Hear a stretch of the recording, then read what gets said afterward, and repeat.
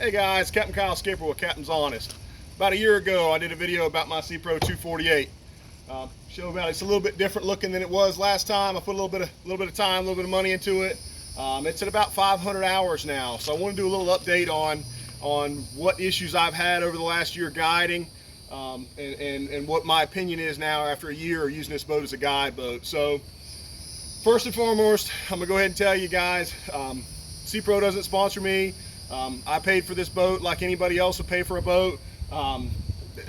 Nothing has changed my opinion on anything. This is an honest opinion from a guide who does this. This boat has run about 400 charters in its life so far, and I haven't necessarily babied it. I guarantee you, and I have beat it harder than any boat owner will ever run a boat. So what it looks like now is what it'll look like after quite a bit of time for you. Like I said, it's about 500, a little over 500 hours right now. So far, you can go and just look at it from the wide view. Guys, it looks about brand new. I have Isaac kind of look at it. Other than that, guys, I haven't had any issues with the motor. I've done the 100-hour service on the Suzuki. If you guys hadn't seen the video before, I've got the 300 Suzuki. I've been very happy with the Suzuki. No issues, very fuel efficient. I looked at the 1 year update. It's tracked, my Simrad has tracked for the last year on my average. I'm averaging about 3.5 miles to the gallon. And don't get me wrong, I like the speed of my boat, so that's driving it pretty average, if not a little bit fast. Other than that, we're gonna step back this way. Guys, I had a little bit of an issue when I first got the boat, and I mentioned it in the first video, about rust, a little bit of corrosion here and there. And I can tell you, it has not gotten significantly worse. There was the beginning, a little burst of rust here and there, stereotypical saltwater boat. Like I said, this boat's been in the water probably all but about 10 days of its life, literally. We haven't done anything crazy to clean it. What you see, me and the guy running the camera, we just cleaned it off real quick soap. We didn't buff it, nothing. This is what it looks like coming out of the water. Of course, we scraped the barnacles, a little bit of barnacles off the bottom. It's about all it's ever been out of the water for was for barnacles. But other than that, guys, I'm gonna have him step back this way and look at it.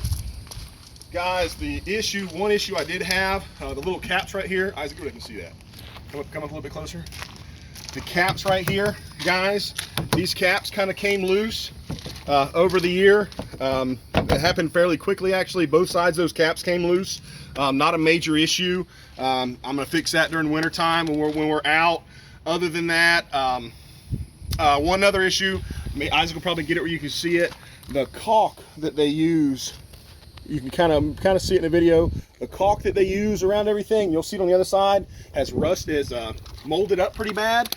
I don't know if they used the wrong caulking or the wrong grade caulking or what, but pretty much everywhere that they put caulk has molded up pretty bad, mold and mildewed pretty bad. I've used products to try to fix it, but it really hasn't changed much.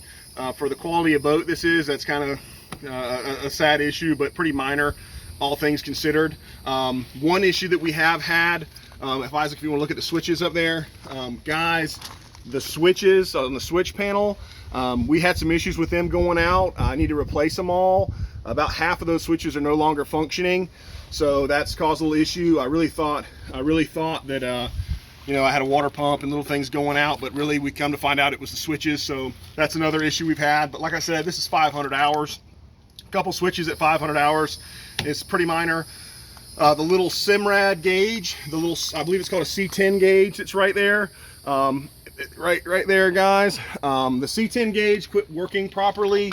The little buttons on the C10 gauge aren't functioning properly, so I pretty much just quit using it. I leave it covered. Hasn't really been a hassle, but that is another thing that has not worked properly. Simrad itself, no issues with the Simrad. No issues of it cutting off. I've had nothing. Worked really well. I've got the Florida Marine tracks in there. That's worked really well for me. Strongly suggest that also. I put another speaker in since the last time we've seen it. Put a little Fusion flat speaker on the other side over there. Been very happy with it. You can hear it very good while we're running. Stereo system's no issues there. Like I said last time, the lights on the bottom, I would not suggest putting the lights on the bottom over here, the little underwater lights. I wouldn't suggest them personally, but I'm more utilitarian than most. My jack plate motor recently, just probably 2 weeks ago, My jack plate motor went out. I contacted TNH Marine, and they overnight shipped me a new motor. Didn't ask me a whole lot of questions, just super good customer service is what I'm trying to get to. Wasn't any hassle at all. I had it the next day, 2 days later, so you can't ask for much better than that. Even the best product's gonna break. Power poles, guys, I've got the twin power pole blades. Like I said, they've been used for 400 charters, and I use them fairly regularly, and you can still see them. They work great, no issues. Electronics work great. I haven't had any issues with hydraulic lines, anything like that. So 400 trips plus, and they're running like a charm. I do, once again, want to reiterate my concern about a Suzuki. My complaint about a Suzuki is I wish I had another one. Love this motor. It's as torquey as they come. I've been super happy with it. You'll see Suzukis on the back of my boats for a long time to come. I'm very glad that I was convinced to run a Suzuki. I've always been kind of a Yamaha guy, and don't get me wrong, I love my Yamahas too. I have other boats with Yamahas, but man, this Suzuki's been great. Other than that, trying to think of issues I've had. I apologize, this isn't a prep video. I was literally cleaning the boat, decided to do a video, let you know what was going on. If you want a frou-frou video, I'm probably not your guy. Oh, the box, I complained last time on the back of the console. Back of my seat here, I had the little box that was opening up. You can see my little fix there. I put a little tab on that. Guys, I did go in and take that apart. It was the most laughable little stopper I've ever seen. There was a little little clip that's supposed to hold that open, hold that shut. The whole clip itself is about that wide completely. There was no way on God's green earth that clip was going to retain that. So that is another thing on SeaPro. I'm pretty sure that when I bought this boat, they were just kind of getting started building that type of stuff. And it was a little bit obvious on that because there was no way in the world that's going to hold anything. You know, once again, that's a pretty minor nitpicky issue.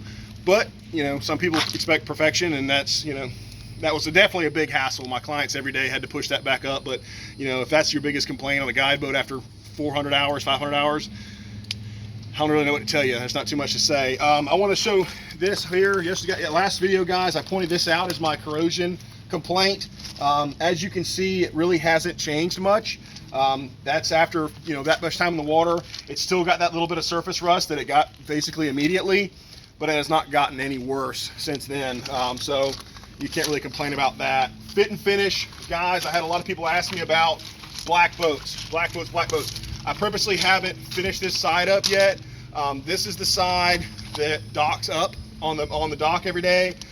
It has shown little rubber marks, but guys, the little toenail polish remover that comes right off.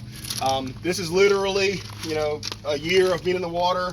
There's a little bit of you know, little scuff right here. But guys, when I come in here and wax this boat and detail it, which I'll do here for winter, you won't see any of that anymore. It's real minor little surface spots. So for your 500-hour black boat, if that's all you're gonna do when you own it, that's, I mean, what do you complain about with that? So all in all, guys, I still had the issues with the rod holders that I mentioned in the last videos. The rod locker storage, still not super impressed, but if you use the rod sock, you won't have any issues. I learned that the hard way about 6 rods in. Live wells, guys, I have a lot of people asking about live wells from the last video. I honestly don't use them very much, so I don't have a lot of opinion on them. I do not like the flat tops on them, the really slick tops. I've had issues with that. As you can see with the front cooler, I covered the front compartment completely up because I had people slipping on it. You know, for a recreational boat, that probably wouldn't be as big an issue as it is for me. Having a little slip and slide is not a great idea for the run of a guide boat. There's one on the back, and I'm gonna find a way to cover. It does look cool, but you know, it's a little unsafe. So I prefer safety over looking cool personally. The boat looks cool enough on its own. Other than that, guys, I got the Fusion speakers. I'm very happy with the Fusion speakers. Pretty much everything's Fusion. Metalwork, as far as you see on the top, guys, that's completely custom metalwork on the boat. English Metalworks, guys. I'm gonna give him a little shout out real quick. So That's Ian from English Metalworks, guys. He's awesome. He's a young buck getting into the game that is very aggressive and very artistic and does a very good job at what he does. So he's got that. He's got built the ladder on the back for me since you guys have seen the boat last. Other than that, guys, please feel free to send me any questions. Since the last video, I've gotten quite a few questions, so please feel free to send me any questions. I'll answer them any way I can. Other than that, guys, I really appreciate you taking a second to watch the video. I apologize, it's not the prettiest one you've ever seen in the world, but I promise you it's the truth. Appreciate you guys. Have a good one.